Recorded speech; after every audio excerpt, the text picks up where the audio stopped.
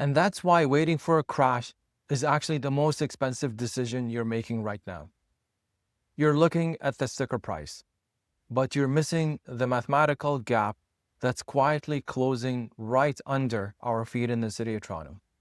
Everyone's talking about high gas prices, trade uncertainty, and geopolitics. And while those are real, they're creating a smokescreen. While you're waiting for the perfect moment, the inventory in the 416 is shrinking faster than demand is dropping. Stay tuned, because I'll give you the 3 reasons why you shouldn't buy a house this year. If you're losing sleep over whether to jump in or stay on the sidelines, this conversation is about what the numbers actually say, not what the headlines want you to believe. Let's take a look at the March 2026 data.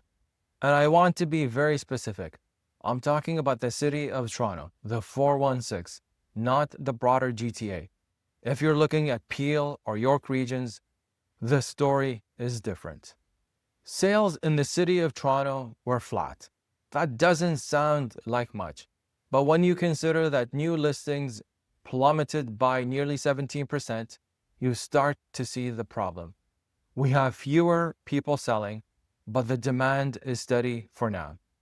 The spring market we all expected to have a flood of new listings has actually turned into a drought. The average selling price in Toronto is sitting around $1,022,000. In this city, we saw prices down between 6 to 10%, depending whether it's a semi-detached, detached, or condo, from this time last year. On paper, it is a decline. In reality, it is substantial negotiating power and leverage. Most people wait for prices to hit the absolute bottom. But here's the secret. The bottom is only visible in the rearview mirror. If you wait for the news to announce that Toronto real estate is booming, you've already lost your leverage. Right now, we are in balanced market territory. The gap is the difference between what a house is worth today with no competition and what it will be worth in the future when buyers come back to the market. Per a poll commissioned by the Toronto Regional Real Estate Board and Ipsos, there are approximately 100,000 buyers sitting on the sidelines. If your situation allows and you buy now, you're competing against the seller. If you wait till buyers jump in, you're in multiple offers competing against other buyers.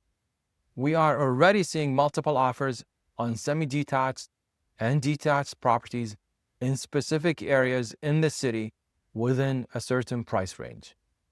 Now, if you are looking at condos in the city, listen closely. The average condo price in Toronto is now around $648,000. That's down nearly 10% year over year. For the first time in a very long time, we're seeing attainability. The math of ownership is starting to come back gradually for first-time buyers looking to buy their first home in the city. I know what's keeping you up. You're wondering, what if I lose my job? What if geopolitical events push gas prices well over $2 per liter and inflation comes back roaring? Those are valid fears. But here's the reality. You don't buy a home based on the news cycle. You buy based on being fit. And I'm not referencing physical fitness here. These are the 3 factors why you shouldn't or should buy a house in this city. First, financial qualification. Do you have the down payment and financial means to sustain your lifestyle in the new house? Second, income stability. Do you have a stable and predictable employment or income moving forward? 3, time horizon. Can you commit to this home for at least 7 years? Real estate is a slow motion asset.